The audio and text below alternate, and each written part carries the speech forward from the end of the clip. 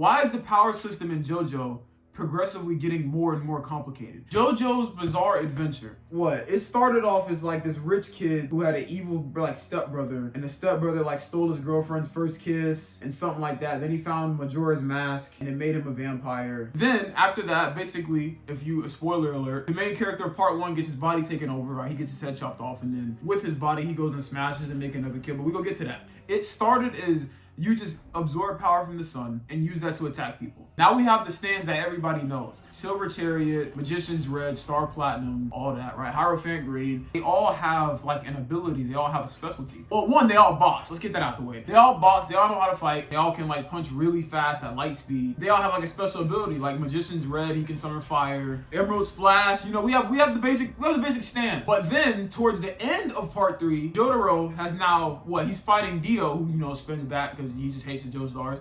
He spins back and he can now stop time. And one might ask, well, that's not a really crazy ability, but listen, bro, we're just getting started. This is only part 3, and there are like 8, 9 parts. Fast forward, Jotaro beats him. Now Jotaro can stop time. Okay, now we go to part 4. Here's where stuff starts to get complicated. Part 4 JoJo's is where the power system really started to take a turn because, okay, you know it's complicated when you have to think about how the power works. You don't just, if you say stop time, there's not a whole lot of thought that goes into that. You just be like, okay, you can stop time. With part 4, it's different. They're starting to manipulate reality itself. We're not gonna get to Josuke yet. Let's say Okuyasu, right? His stand is called the hand, and not only can it punch at light speed like every other JoJo stand, whatever that touches basically gets swiped out of existence. Okay, that's pretty cool, but here's the thing. He can swipe air. He can swipe air, and then if he swipes the air, he'll close the gap in between you. Like this, watch. Oh, that's too close. That is kind of complicated. It's kind of cool, but it doesn't really make sense because he's swiping air. So literally, he's swiping the space in between you two. So if he does this and he swipes the space in between you two, then he can pull you to him. Whatever that hand touches basically just gets Hakai. Josuke's stand is basically like that's what I'm gonna call it. I'm gonna call it atom reconstruction and like restoration. So he can revert something back to whatever form he wants it to. So there was a scene in the anime where he reverted like spaghetti back to its basic ingredients to see what was in it. Where he was on a bike and then there was a baby in the way. He had his stand like deconstruct the bike, and while he was in the air, the bike reconstructed itself and then he got back on it. All within like the that's insane. If you think about like the length, you know, he's gonna throw this in there. What's up, Angelo? There was a guy going around killing people, and he basically when he caught him, he beat him up into like this rock and fused the dude's body with the rock. So now he is the rock. That's where we start. That's where it starts to get crazy because it's like, okay, here's another thing that's interesting about JoJo's characters. Is it okay? So the odds, and this is what I want to talk about. The odds of getting a stand are like what? 1 in 1,000 or something like that. Like if you get hit with a stand arrow, you basically have a 99% chance you're gonna die unless you have a strong spirit. And if you have a strong spirit, then you get a stand. Why is it that every time they get a stand, like did he do any type of training?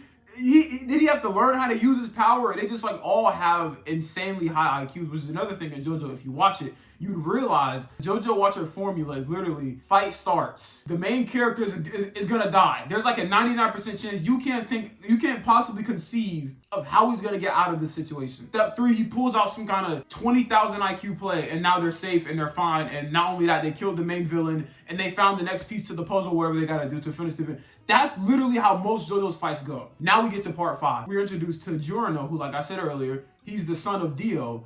And basically, you know how like Dio took over his brother's body? He clapped cheeks and then he made Giorno. So Giorno's basically a Joestar. He's technically a Joestar, but he's Dio's son. And Giorno has the ability to like create life. And it's like, well, what do you mean? Like he can grow trees and he can, whatever he touches, he can turn like this. I can basically, if I had his power, I could touch this and make this like a real penguin, I guess. I don't know. That's basically how his power works. You might think, well, that's not that crazy, but look at the comparison. Part 3 was literally just ghosts that punch really hard to being able to literally create life. We have Mista. His stand is sentient. He is like 6. It was 6, right? He basically has a 6-shooter, and all his like bullets in his gun are stands. And if he shoots them, he's like auto aim. We have Narancha. who his stand is like a plane, right? He learns how to use it, and then his plane can basically go and like get intel on, you know, villains and stuff like that. You'd be the best detective in the world if you had Moody Blues. Like, you be rich. You know, you'll say you're in my house right now, right? And you're sitting in the living room. Okay, you're sitting in the living room now. You hear a bunch of movements in this room, and then you hear me hop out the window. If you have the stand, you can come back and replay what happened in the room that led up to me hopping out the window. And that's crazy. Because listen, like I said before, we were just at ghostly bodyguards. And now we're at the point where you can literally, we're starting to manipulate reality, but it gets worse. So you have this gang of like Italian mafiosos with all these strange powers going around trying to find the boss or whatever. The boss himself, okay, and if you watch JoJo's, you know what I'm finna get into. His ability is so complicated. I right now still don't fully understand how his stand works. His stand is basically two stands. You have King Crimson, and then you have whatever that thing is in his forehead that I forgot. I don't even know its name. His ability lets him go forward in time like 10 seconds, but only him. The thing on his forehead lets him see what will happen in those 10 seconds to decide if he wants to go forward with it or not. Or to basically give him the edge and be like, okay, this is what's gonna happen, so you know how to move around and where you want to put yourself or something. I think that's how it works. I'm not sure. It was a video and it was like a voiceover of Jotaro and Dio, and then Dio was basically explaining. He was like, I have a guy in Italy whose stand is so back nonsense that you have to learn something to understand it. That's literally, now we're getting to that part. It's the end of part 5, and the stand is so complicated. You have to learn string theory, and you want to get even worse than that.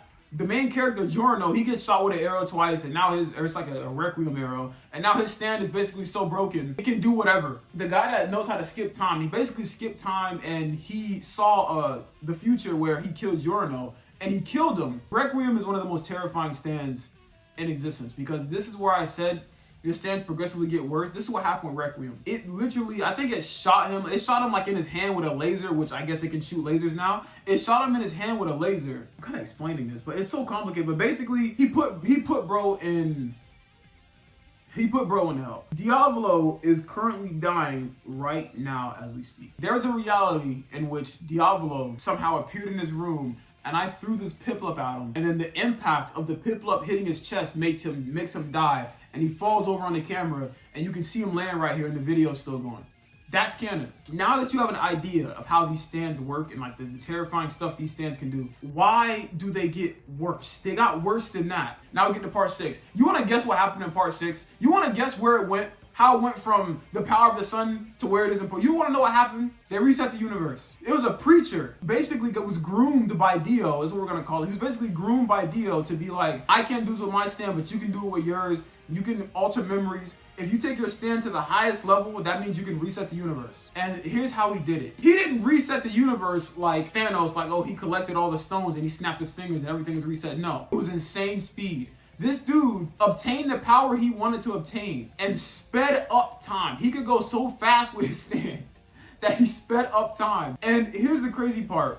Jotaro was able to stop time, right? Pucci, the main villain of part 6, he was going so fast that he power crept Jotaro's time stop. So where Jotaro could stop time for 10 seconds, he's going so fast, it's only like 5 seconds now. That's how fast he's going.